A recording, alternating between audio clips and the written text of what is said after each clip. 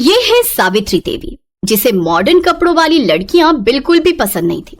सावित्री के 2 बेटे थे। बड़े बेटे की शादी हो चुकी थी। बड़ी बहू रेखा बिल्कुल अपनी सास के कहे पर चलती थी, लेकिन फिर भी सावित्री उससे कभी खुश नहीं रहती थी। वो उसके किसी न किसी काम में कमी निकाल ही देती थी। एक रोज जब रेखा अपने कमरे में दिन में आराम कर रही थी, तो सावित्री अचानक से उसके कमरे में आती है। तब रेखा करवट बदल रही होती है, जिससे उसकी कमर दिख जाती है। ये देख सावित्री जोर से चिल्लाती है, छी छी छी छी छी छी छी, बस इसी बात का डर था मुझे, सारी शर्मो हया बेच खाई है। माँ जी आप, लेकिन हुआ क्या? क्या होना है, करवट लेते वक्त तेरी कमर दिखी कैसे? आज के बाद ऐसा हुआ ना तो अच्छा नहीं होगा बहू। और इस तरह बंदिशों में रेखा ने अपनी शादी का पूरा 1 साल काट लिया और उसकी फर्स्ट एनिवर्सरी पर उसका देवर राहुल दिल्ली से कानपुर आता। भाभी मुझे ना आप सबको कुछ बताना था, तो मुझे लगा इससे अच्छा दिन भला क्या ही होगा। वो मेरे ऑफिस में मेरे साथ संध्या काम करती है, अच्छे परिवार से है, अच्छा कमाती भी है और मैं उससे शादी करना चाहता हूँ। मतलब लव मैरिज? हाँ माँ, लव मैरिज। क्यों, कोई प्रॉब्लम है? नहीं नहीं, मुझे भला क्या दिक्कत होगी। तुझे पसंद है लड़की तो फिर हमें भी पसंद है। ये सावित्री का सिद्धांत भी समझ नहीं आता, जो डरता है तो उसे और डराती है और जो सुनता ही नहीं उसकी बात झट से मान जाती है। चुप करिए जी, अब उस शहरी लड़की के पीछे अपने बेटे को तो नहीं खो सकती ना, कहीं उसके लिए सब छोड़कर ही चला गया तो। इसीलिए तो चुपचाप इस शादी के लिए हाँ कर दी। एक बार घर में आ गई तो फिर रेखा और उसमें कोई फर्क नहीं कर पाएंगे। सावित्री अपने छोटे बेटे की शादी के लिए मान जाती है। वो 1 महीने बाद दोनों की शादी करवा देते हैं। शादी के बाद दिल्ली से कानपुर कार में आते आते भारी भरकम लहंगे में संध्या काफी थक जाती है और वो एक जगह होटल के पास गाड़ी रुकवाती है। ड्राइवर गाड़ी रोको, मुझसे अब और ये नहीं पहना जा रहा, ये भारी भरकम लहंगा। राहुल तुम यही रुको, मैं अभी चेंज करके आती हूँ। कुछ देर बाद गाड़ी आकर उसके ससुराल रुकती है। फिर पीछे से संध्या स्कर्ट और टॉप पहनकर सर पर शादी का दुपट्टा लिए निकलती है। संध्या को इस रूप में देखकर सभी हैरान रह जाते हैं। राहुल बेटा ये सब, बेटा 2 जोड़ी में लड़की मांगी थी, इसका मतलब ये नहीं कि ये सचमुच ही 2 जोड़ी में आ जाएगी। वो माँ दूर का सफर था ना, और इसने लौटते वक्त लहंगे पर ही वोमिट कर दी, इसीलिए जो इसके हाथ में लगा इसने पहन लिया। ये राहुल का बच्चा झूठ क्यों बोल रहा है? चलो संध्या, माँ के पाँव छुओ। हैं? अरे नहीं नहीं, तुम रहने दो, अगर तुम झुकी तो न जाने क्या क्या झुक जाएगा। ओह थैंक्स, वैसे मैं खुद झुकने के मूड में नहीं थी। वो क्या है ना, मैं बहुत थक चुकी हूँ। वैसे माँ जी हमारा बेडरूम कहाँ है? वो क्या है ना, मैं पहले बाथ शावर लेना चाहती हूँ। और राहुल डार्लिंग तुम ना प्लीज मुझे बॉडी मसाज दे देना, आज सचमुच मुझे बहुत थकावट है। बताओ ना माँ जी बेडरूम कहाँ है? संध्या बस 2 मिनट, माँ गृह प्रवेश कर ले। ओह प्लीज थोड़ा जल्दी कीजिए ये सब formalities, I am really so tired. Savitri को मन ही मन बहुत गुस्सा आ रहा था, लेकिन वो कर भी क्या सकती थी। उसने चुपचाप उनका गृह प्रवेश करवाया और बहू बनकर संध्या अपने ससुराल आ जाती है। लेकिन संध्या के कपड़े देख सावित्री डर गई। ये नई बहू तो कुछ ज्यादा ही मॉडर्न कपड़े पहनती है। अरे पढ़ी लिखी नौकरी वाली है तो क्या हुआ, सर पर नाचेगी, जो मर्जी रुमाल जितने कपड़े पहनेगी। कहीं कल मुंह दिखाई पर इसने कुछ बेढंगे से कपड़े पहन लिए तो नहीं नहीं नहीं, इसे मुझे ठीक करना ही होगा। ये सोचकर सावित्री संध्या के कमरे में जाती है। अरे नई बहू, दिखा तो कल मुंह दिखाई पर क्या पहनने वाली है। ये वाली साड़ी कैसी है माँ जी? अच्छी है, लेकिन काला रंग, शादी के बाद ये सब रंग ना कुछ अच्छे नहीं लगते। और वैसे भी ये सिर्फ ब्लैक नहीं है, देखो इसके बॉर्डर पर रेड कलर भी है। जो भी हो, लेकिन तू ऐसी साड़ी नहीं पहनेगी। चल अब मुझे अपनी साड़ियाँ दिखा, मैं बताती हूँ तुझे कौन सी पहननी है। संध्या सावित्री को अपनी सभी साड़ियाँ दिखाती है, जिसमें से गुलाबी रंग की साड़ी देख सावित्री कहती है, हाँ ये वाली, ये अच्छी रहेगी, इसे ही पहन तू। जी माँ जी।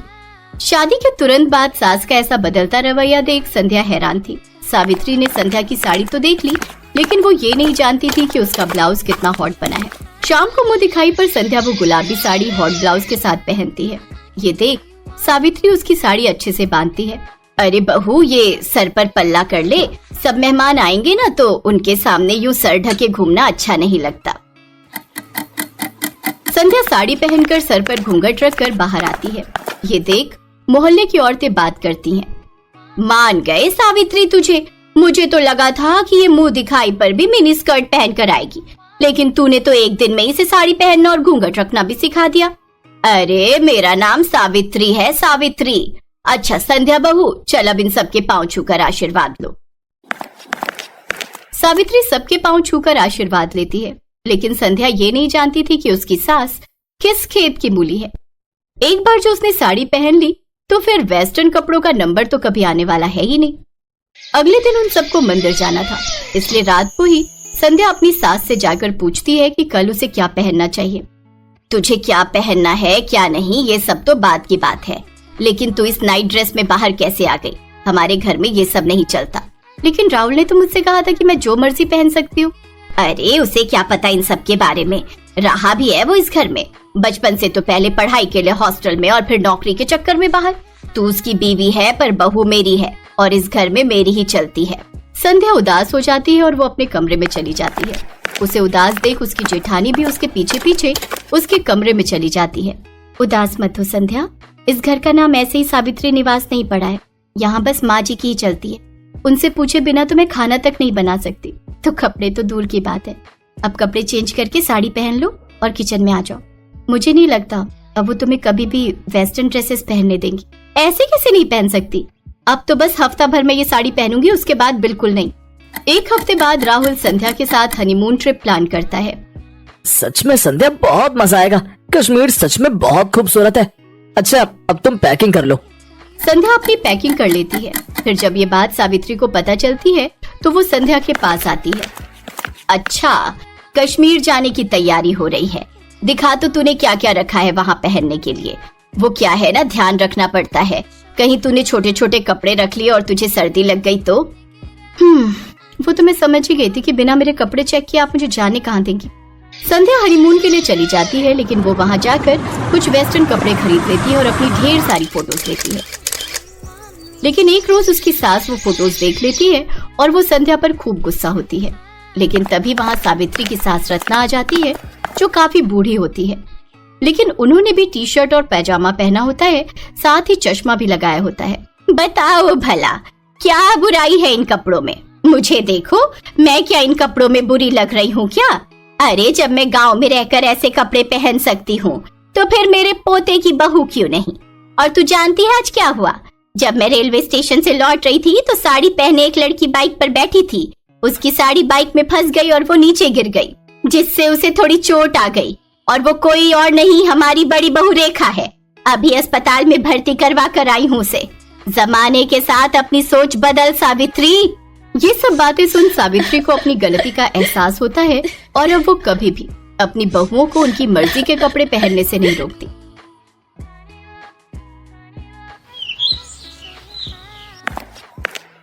आज फिर इन दोनों बहनों ने इतनी पी ली कि इन्हें चलने तक का भी होश नहीं। गलती मेरी ही है, बिन माँ की बच्चियों को प्यार देने की चाह में इतना सर चढ़ा लिया कि इनके सही बुरे पर ध्यान ही नहीं दे पाया। और आज नौबत यहाँ तक आ गई है कि ये दोनों पूरी तरह बिगड़ चुकी हैं। अपनी दोनों जवान बेटियों की हरकतों को देखते हुए धनराज सेठ उनके लिए लड़के तलाशने शुरू कर देता है। फिर कुछ दिनों में उनकी शादी अपने बराबर के घराने में कर देता है, जहाँ उनकी सास राजरानी हाथों में आरती की थाली लिए उनका स्वागत करती है, जिसे देख सुनैना और मलाइका अपने घूंघट को हटाते हुए कहती हैं, ओफो सासू मॉम, अब ये सब तामझाम बंद भी करो। हम ससुराल आई हैं, कोई सरहद पर जंग लड़ने नहीं आई है जो आप ये सब ड्रामे कर रही हैं। ये कहकर दोनों बहनें बिना कलश गिराए ही अपने कमरे में चली जाती हैं। उनका ऐसा व्यवहार देखकर राजरानी और उसके बेटे निखिल और रोहित हैरान रह जाते हैं। अगले दिन वो दोनों सुबह 10 बजे सोकर उठती हैं। फिर राजरानी उनसे कहती है, अरे ये क्या बहुओं, अभी तक तुम दोनों नहाई नहीं। आज तुम दोनों की पहली रसोई है जिसमें तुम्हें मीठा बनाना है। चलो जल्दी से नहा लो।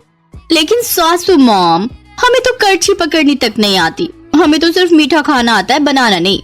और वैसे भी घर में नौकर है ना, तो ये उनका काम है। हमने तो आज तक अपने घर के किचन में भी कदम नहीं रखा। बेटा, घर में भले ही हर काम के लिए नौकर है, लेकिन घर का खाना तो घर की लक्ष्मियों को ही बनाना चाहिए।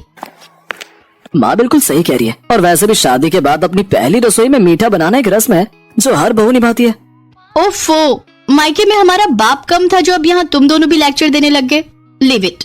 अरे सुनैना, चलो जल्दी से रेडी होकर बाहर पूल में आ जाओ। आज हम दोनों जी भरकर स्विमिंग करेंगे। कुछ देर बाद दोनों बहनें सब घर वालों और नौकरों के सामने स्विमिंग ड्रेस पहनकर आती हैं और पूल में जाकर नहाने लगती हैं। अपनी बहुओं की ऐसी बेशर्मी देख राजरानी का तो सर शर्म से झुक जाता है। ये दोनों की दोनों तो मेरी नाक कटवा कर रहेंगी। हे भगवान, मेरे घर की इज्जत अब तेरे हाथ में है। राजरानी एक धार्मिक महिला थी, साथ ही वो समाज सेविका भी थी। उसका खुद का एक बड़ा एनजीओ था जिससे शहर की बड़ी बड़ी हस्तियां जुड़ी हुई थी। ऐसे ही कुछ दिन बीतते हैं। मलाइका और सुनैना अपने ससुराल के प्रति कोई जिम्मेदारी नहीं समझती थी। वो दोनों तो बस सारा दिन अपने मेकअप, पार्लर, शॉपिंग और पार्टीज में ही बिजी रहती। ये इतने छोटे कपड़े पहनकर तुम रात को कहाँ जा रही हो बहू? सासू मॉम, आज हमारी फ्रेंड की बर्थडे पार्टी है, हम दोनों नाइट क्लब जा रही हैं, आने में देर हो जाएगी, चलो सुनैना। फिर दोनों शॉर्ट ड्रेस पहनकर नाइट क्लब चली जाती हैं, जहां वो खूब सिगरेट शराब पीती हैं। फिर आधी रात को कुछ लड़के उन्हें घर ड्रॉप करते हैं। दोनों लड़खड़ाती हुई अंदर आती हैं, जहां उन्हें देखकर राजरानी उनसे कहती है, ये सब क्या है? आज तो तुम दोनों ने हद ही कर दी। अरे बड़े घर की बहुओं को ये सब शोभा नहीं देता। ओ सासू मॉम, अब अपना भाषण फिर देना मत शुरू कर दो। अरे यार, यही तो हमारे जीने के दिन है। अरे हम अपनी जवानी में एंजॉय नहीं करेंगे तो क्या तुम जैसी बुढ़िया होकर एंजॉय करेंगे? हाँ। तभी निखिल और रोहित वहां आते हैं और उन दोनों को जोरदार थप्पड़ मारते हैं। ये देखकर दोनों बहनों को बहुत गुस्सा आता है और वो भी अपने पतियों के मुंह पर थप्पड़ कस देती हैं। हम आज के जमाने की लड़कियां हैं, मुंह तोड़ जवाब देना बहुत अच्छे से जानती हैं, तो ऐसी गलती फिर मत करना। फिर दोनों अपने कमरों में लड़खड़ाते हुए चली जाती हैं। ऐसे ही समय बीता। फिर एक रोज सुनैना और मलाइका अपने घर में लेटी थी तो उनके फोन पर एक मैसेज आता है जिसमें शहर के बाहर एक फार्म हाउस में रेव पार्टी का इनविटेशन होता है। Oh wow, rave party! Malaika, I am so excited यार। मैंने आज तक बस रेव पार्टीज के बारे में सुना था, लेकिन अब तो हम उसे एंजॉय भी करेंगे। ऑफ कोर्स, अगर लाइफ में हर चीज का मजा नहीं लिया तो क्या किया? We will definitely go there. दोनों बहनें खुश हो जाती हैं और शाम को तैयार होकर अपनी कार लेकर वहां पहुंच जाती हैं। पुलिस से छुपकर उस फार्म हाउस पर हो रही पार्टी में शराब, सिगरेट, ड्रग्स से लेकर सुख की हर चीज शामिल होती है। वो दोनों उस दिन ड्रग्स का सेवन भी करती हैं, जिससे उनका सर पूरी तरह घूम जाता है और वो एक अलग ही दुनिया में होती हैं। तभी एक लड़का जो कि नशे में होता है, मलाइका को गलत तरीके से छूने की कोशिश करता है। तभी कुछ पल के लिए लाइट चली जाती है और जब लाइट आती है तो वो लड़का जो मलाइका को छेड़ रहा था वो मरा हुआ जमीन पर पड़ा होता है। कुछ ही देर में उस पार्टी में पुलिस छापा मारती है और सबको अरेस्ट कर लेती है। अगले दिन राजरानी अपने बेटों के साथ जेल पहुंचती है। सासू मॉम, निखिल, हमने सचमुच किसी का मर्डर नहीं किया, हमें बचा लो सासू मॉम, प्लीज हेल्प अस। हाँ रोहित, हमारा ट्रस्ट करो, हमें फंसाया जा रहा है। हमसे बहुत बड़ी गलती हो गई जो हम उस पार्टी में गए। आज के बाद हम कोई पार्टी नहीं करेंगे और ये सब काम सच में छोड़ देंगे। तुम दोनों को अपनी गलती का एहसास हो गया, यही काफी है। आकाश,